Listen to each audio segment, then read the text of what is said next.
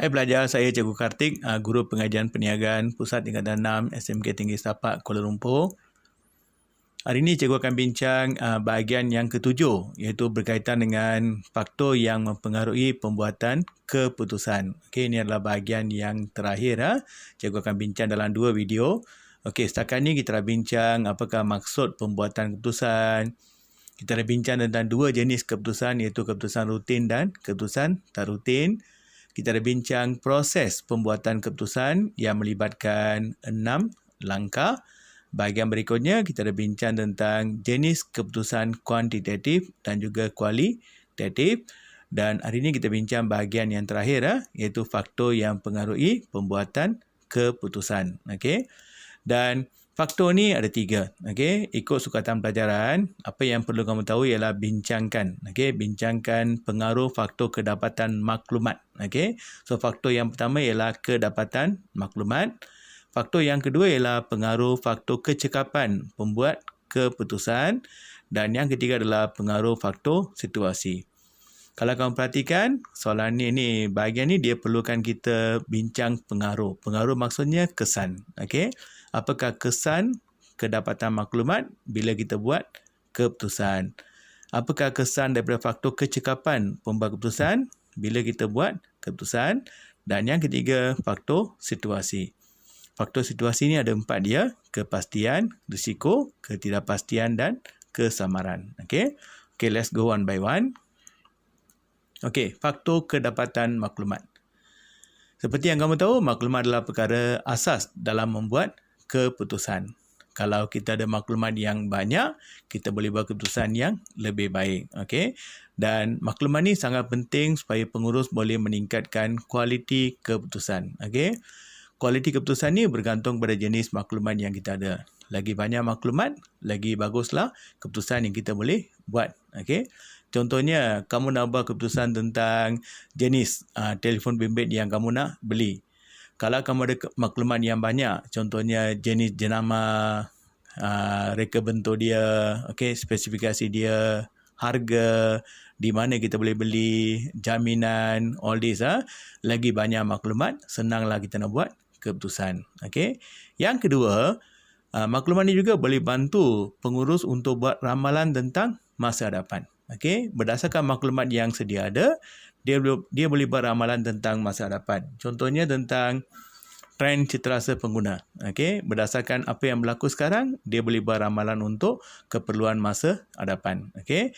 Dan yang ketiga, sebagai alat pemantauan. Pemantauan maksudnya sebagai alat kawalan. Okey, maklumat ni bantu kita memerhatikan apa yang berlaku sekarang dan juga apa yang sepatutnya dilakukan. Okey. Dan last one ialah strategi menghadapi pesaing. Okey. So maklumat daripada strategi promosi yang digunakan oleh pesaing boleh bantu kita untuk menyediakan strategi yang lebih baik berdasarkan apa maklumat yang kita ada. Okey. Contoh, seorang pengurus pengeluaran perlu buat keputusan tentang menambah stok bahan mentah. Untuk membuat keputusan ni, dia perlukan maklumat. Okey, contohnya jenis bahan, kuantiti bahan, okey. Siapa pembekalnya, kaedah bayarannya macam mana, cara pengantarannya macam mana, bila dihantar dan sebagainya. So, bila kita ada maklumat yang lengkap, kita boleh buat keputusan yang tepat dan rasional. Okey, sebab keputusan ni sangat penting. Dalam perniagaan, kalau kamu buat keputusan yang salah, boleh melibatkan risiko yang sangat tinggi. Okey, alright. Kita akan perhatikan satu demi satu apakah faktor kedapatan maklumat dan pengaruhnya. Okey.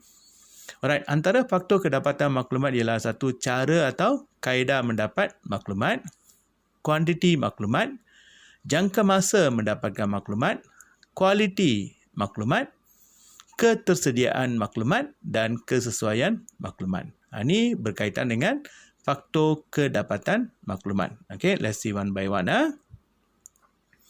Okay, cara atau kaedah mendapatkan maklumat. Okey, ia merujuk pada soalan bagaimana kita akan mendapat maklumat ni. Okey. Penting ialah kita mesti ada kaedah yang jelas dan sumber maklumat yang sahih. Remember, kaedah yang jelas dan sumber maklumat yang sahih. Okey. Kalau kita ada kaedah yang jelas, contohnya kita ada kaedah soal seledih, temu duga, dan kita dapat maklumat dari sumber yang sahih, maksudnya sumber yang boleh dipercayai. Okey. Contohnya kita gunakan kaedah yang sistematik seperti soal selidik, atau temuduga untuk mendapatkan maklum balas pengguna tentang suatu produk. Dengan menggunakan kaedah yang sistematik soal selidik ini, kamu akan dapat maklumat yang lebih tepat. Jadi kalau kamu guna kaedah yang salah, kamu akan dapat maklumat yang salah. Ini menyebabkan kita buat keputusan yang salah. So kaedah tu sangat-sangat penting. Yang kedua, kuantiti atau jumlah maklumat. Lagi banyak maklumat, lagi lengkap, maklumat yang cukup serta maklumat yang dikemaskini atau maklumat yang terkini bantu kita buat keputusan yang lebih baik. Lagi banyak maklumat, lagi senanglah kita nak buat keputusan. Make sure maklumat tu lengkap, terperinci dan maklumat yang cukup. Ini rujuk pada kuantiti atau jumlah maklumat. Contohnya, seorang pengurus pemasaran menggunakan maklumat terkini serta kumpul maklumat yang banyak tentang citarasa pengguna untuk bentuk strategi promosi yang sesuai. So, kalau dia ada maklumat yang banyak, maklumat yang terkini, dia boleh bentuk strategi promosi yang lebih baik. Kalau maklumat tak cukup, dia mungkin buat strategi promosi yang kurang baik, menyebabkan hasil jualannya tidak meningkat. Kenapa? Sebab maklumatnya tak cukup. So, lagi bagus, lagi banyak maklumat, lagi banyak maklumat yang cukup dan juga terkini, bantu dia buat strategi yang lebih baik. Alright. Jangka masa mendapatkan maklumat. Kita mesti ada masa yang panjang dan mencukupi supaya boleh kumpul lebih banyak maklumat, supaya boleh buat keputusan yang lebih baik.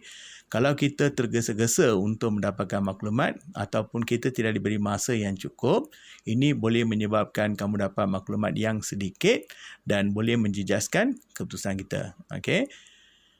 Contohnya, seorang pengurus pemasaran menggunakan masa 2 minggu untuk kumpul maklumat yang mencukupi tentang citarasa pengguna agar dapat keputusan yang tepat tentang strategi promosi yang hendak dilaksanakan. Dia gunakan masa 2 minggu. Kalau dia gunakan masa 2 jam ke 2 hari, mungkin dapat maklumat yang sedikit. So, dia gagal membuat strategi promosi yang berkesan. So, jangka masa tu sangat-sangat penting.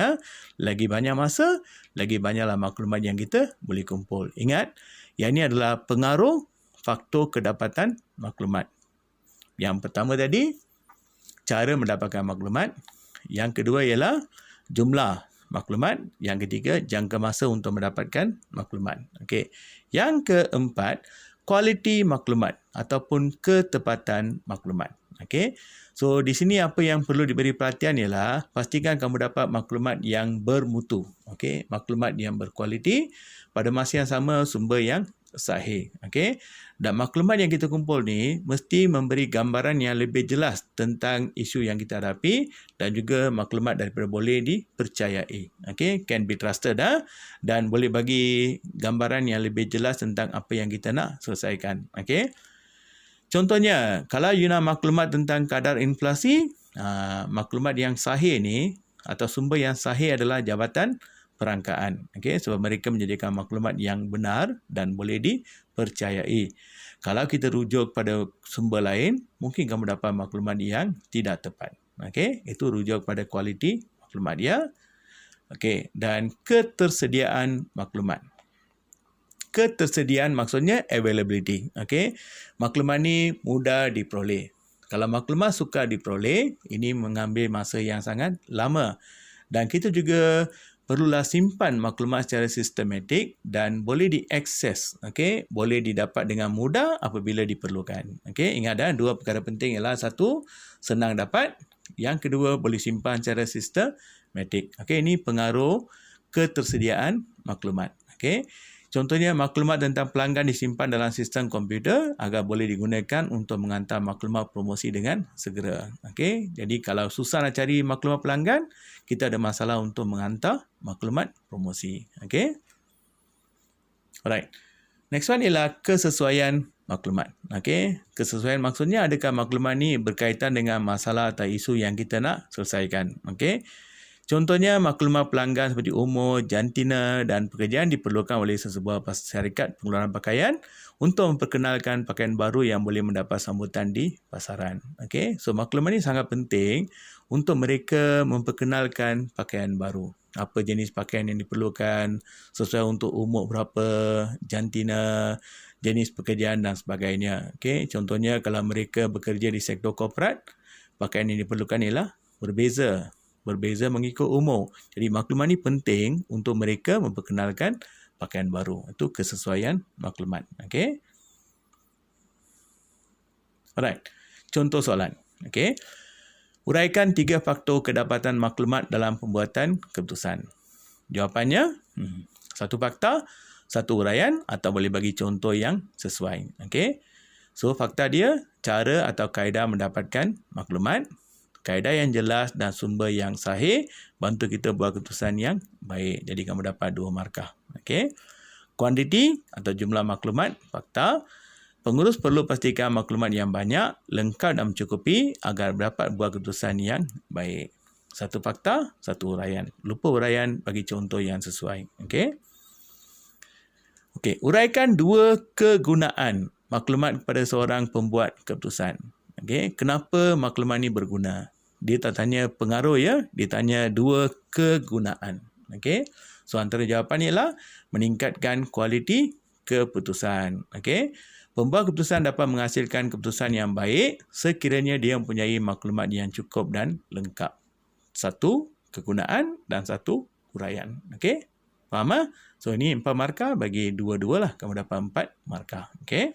Alright. Itu saja untuk bahagian ni. Kita akan jumpa lagi dalam bahagian yang terakhir nanti, iaitu berkaitan dengan faktor kecekapan dan situasi. Okey, belajar. Terima kasih. Bye-bye.